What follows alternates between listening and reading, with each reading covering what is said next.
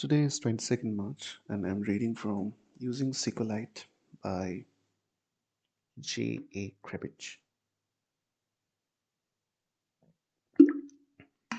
Again, I'm not sure if I'm pronouncing the name right, but that's what it is. So we read till chapter 2. Now we'll start reading chapter 3, Building and Installing Sqlite. This chapter is about building Sqlite. We'll cover how to build and install Sqlite distribution on Linux, Mac OS X, and Windows.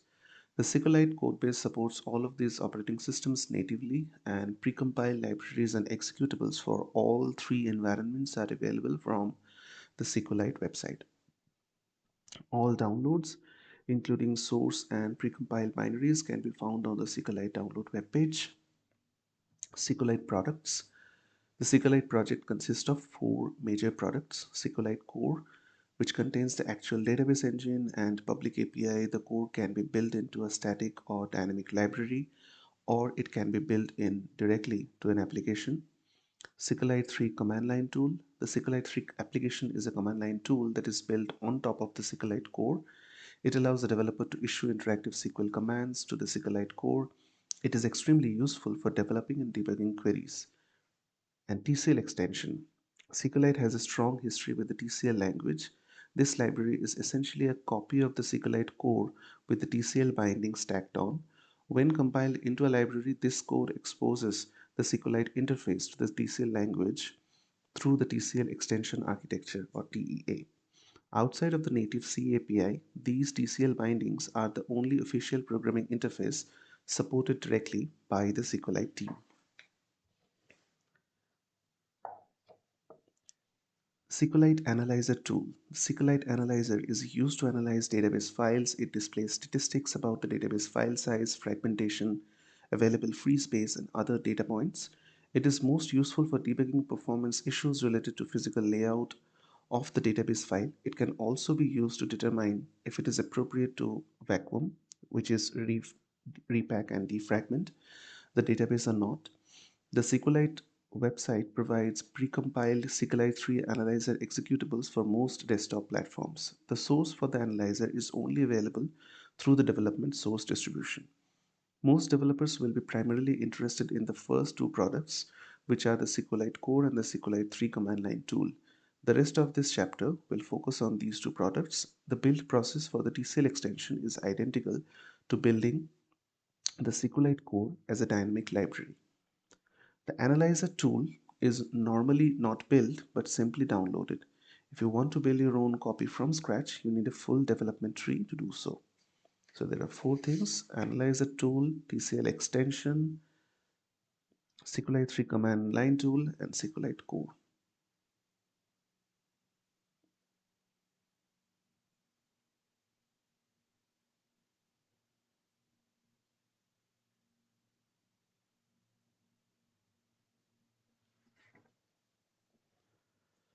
Precompiled distributions.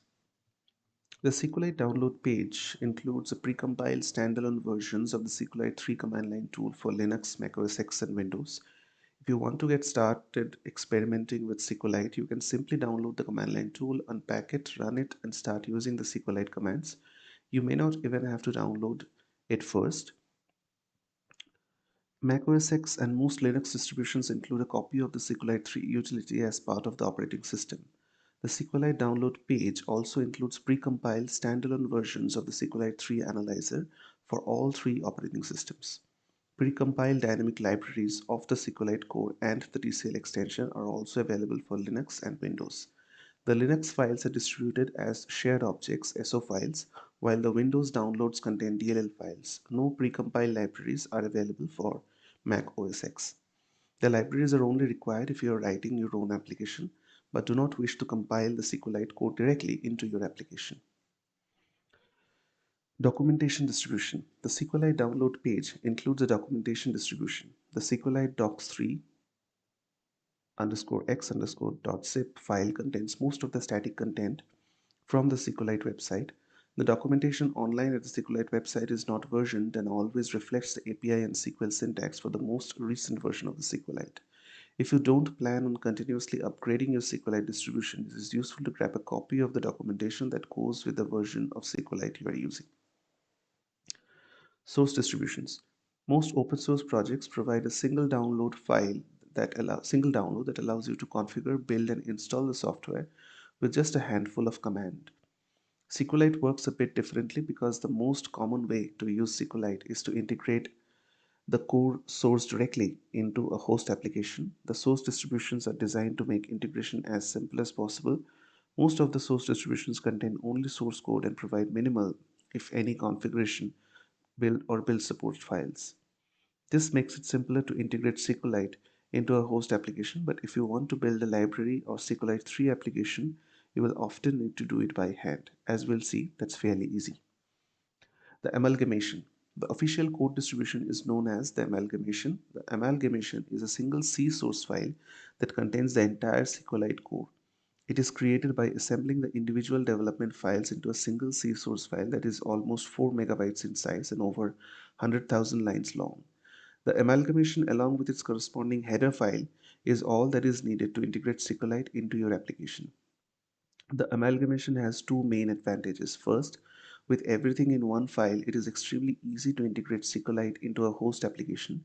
Many projects simply copy the amalgamation files into their own source directories. It is also possible to compile the SQLite code into a library and simply link the library into your application. Second, the amalgamation also helps improve performance. Many compiler optimizations are limited to single translation unit. In C, that's a single source file. By putting the whole library into a single file, a good optimizer can process the whole package at once.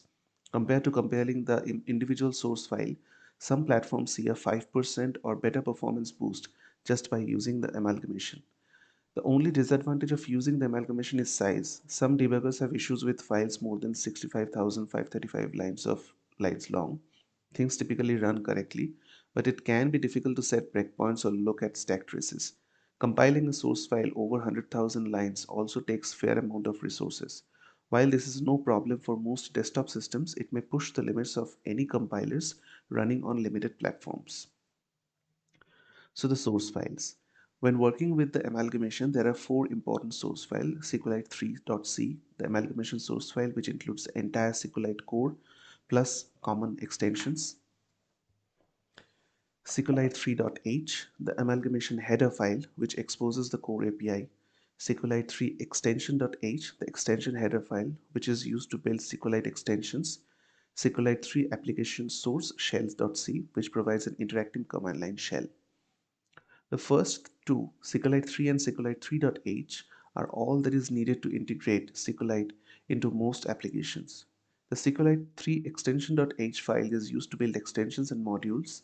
Building extensions is covered in Sqlite extensions on page 204. The shell.c file contains the source code for the Sqlite 3 command line shell. All of these files can be built on Linux, Mac OS X, or Windows without any additional configuration files.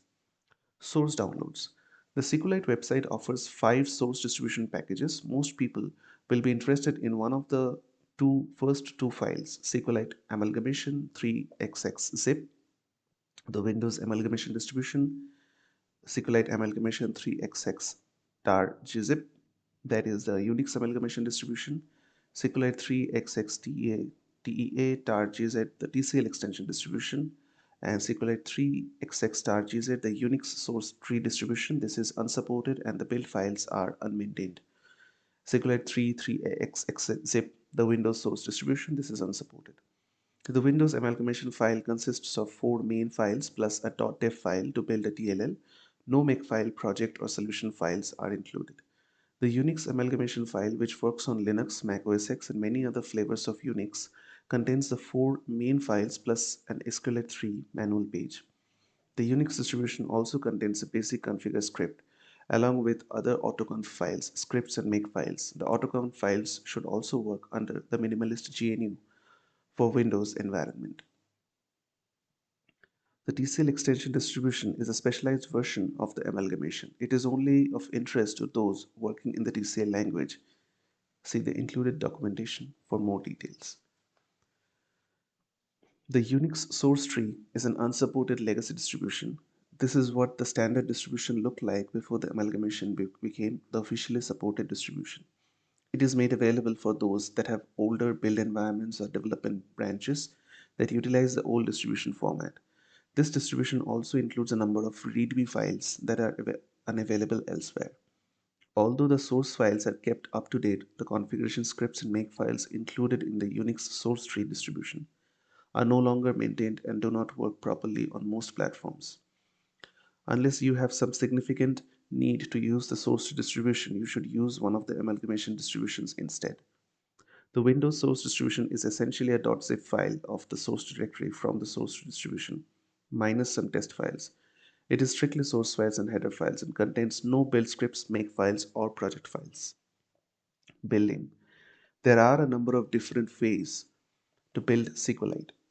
Depending on what you're trying to build and where you would like it installed, if you're trying to integrate the Sqlite core into a host application, the easiest way to do that is to simply copy Sqlite3 and Sqlite.h into your application's source directory. If you are using an IDE, the Sqlite3.c file can simply be added to your application projects file and configured with the proper search paths and build directives.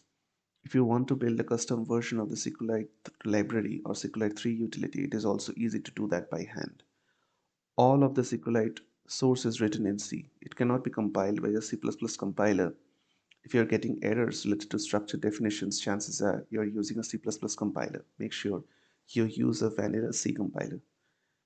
If you're using the Unix amalgamation distribution, you can build and install Sqlite using the standalone configure script.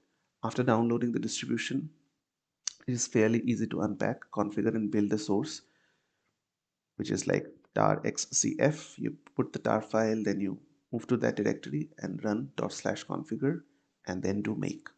By default, this will build the Sqlite core into both static and dynamic libraries. It will also build the Sqlite 3 utility. These will be built with many of the extra features such as full text search and R-tree support enabled. Once this finishes, the command make install will install these files along with the header files in Sqlite 3 manual page. By default, everything is installed into /user/local. Although this can be changed by giving a -- prefix equal to /path/2/install option to configure, issue the command configure -- help for information on other build options. Manually. Because the main Sqlite amalgamation consists of only two source files and two header files, it is extremely simple to build by hand. For example, to build Sqlite 3 shell on Linux or most of the Unix systems, what you have to do is do cc -o Sqlite 3 shell.c, Sqlite 3.c -ldl -lpthread. The additional libraries are needed to support dynamic linking and threads. Mac OS X includes those libraries in the standard system group, so no additional libraries are required when building for Mac OS X. The commands are very similar on Windows using Visual Studio C compiler from the command line. This will build both the Sqlite core and shell into one application. That means the resulting Sqlite 3 executable will not require an install library in order to operate. If you want to build things with one of the optional modules installed, you need to define the appropriate compiler directives. This shows how to build things on Unix with the FTS3 full text search extension enabled, or on Windows. Building the Sqlite core into a dynamic library is a bit more complex. We need to build the object file, then build the library using that object file. If you have already built the Sqlite 3 utility and have an Sqlite 3.object.o file, you can skip the first step first on Linux and most Unix systems. Some versions of Linux may also require the -fpic option when compiling. Mac OS X uses a slightly different dynamic library format, so the command to build it is slightly different. It also needs a standard C library to be explicitly linked. And finally, building a Windows DLL, which requires the Sqlite3.dev file. You may need to edit the Sqlite3.dev file to add or remove functions depending on which compiler directives are used. Build customization. The Sqlite core is aware of a great number of compiler directives Appendix A covers all of these in detail. Many are used to alter the standard default values or to adjust some of the maximum sizes and limits. Compiler directives are also used to enable or disable specific features and extensions. There are several dozen directives in all. The default build without any specific directives will work well enough for a wide variety of applications. However, if your application requires one of the extensions or has any specific performance concerns, there may be some ways to tune the build. Many of the parameters can also be adjusted at runtime. So a recompile may not always be necessary, but it can make development more convenient. Build and installation options. There are several different ways to build and integrate and install Sqlite. The design of the Sqlite core leads itself to being compiled as a dynamic library. A single library can then be utilized by whatever application requires Sqlite. Building a shared library this way is one of the more straightforward ways to integrate and install Sqlite, but it is often not the best approach. The Sqlite project releases new versions rather frequently. While they take backward compatibility seriously, there are sometimes changes to the default configuration. There are also cases applications become dependent on version-specific bugs or undefined or undocumented behaviors. There are also a large number of custom build options that Sqlite supports. All these concerns can be difficult to create a system-wide build that is suitable for every application that uses Sqlite.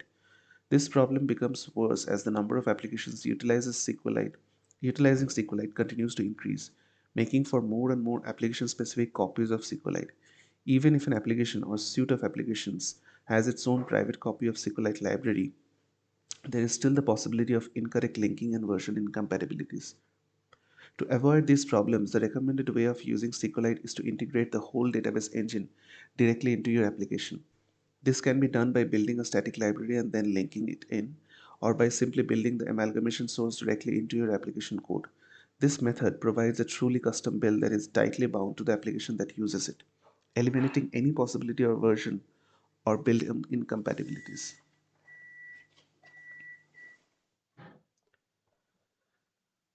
About the only time it may be appropriate to use a dynamic library is when you're building against an existing system installed or system maintained library.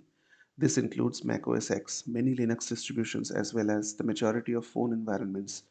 In that case, you're depending on the operating system to keep a consistent build. This normally works for reasonably simple needs, but your application needs to be somewhat flexible. System libraries are often frozen with each major release, but chances are that sooner or later the system software, including the SQLite system libraries, will be upgraded. Your application may have to work across different versions of the system library if you need to support different versions of the operating system. For all these same reasons, it is ill-advised to manually replace or upgrade the system copy of SQLite.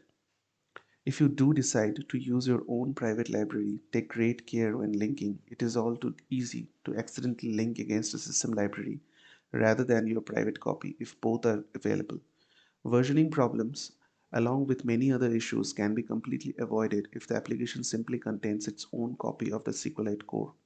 The SQLite source distributions have the amalgamation, make direct integration an easy path to take. Libraries have their place, but make sure you understand the possible implications of having an external library. In specific, unless you control an entire device, never assume you are the only SQLite user. Try to keep your builds and installs clear of system-wide library locations.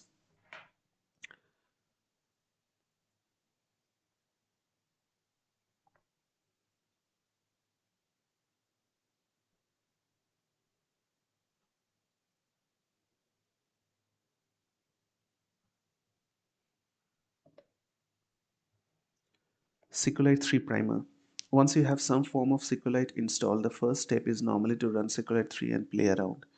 The Sqlite 3 tool accepts Sqlite commands from an interactive prompt and passes those commands to the Sqlite core for processing. Even if you have no intention of distributing a copy of Sqlite 3 with your application, it is extremely useful to have a copy around for testing debugging queries.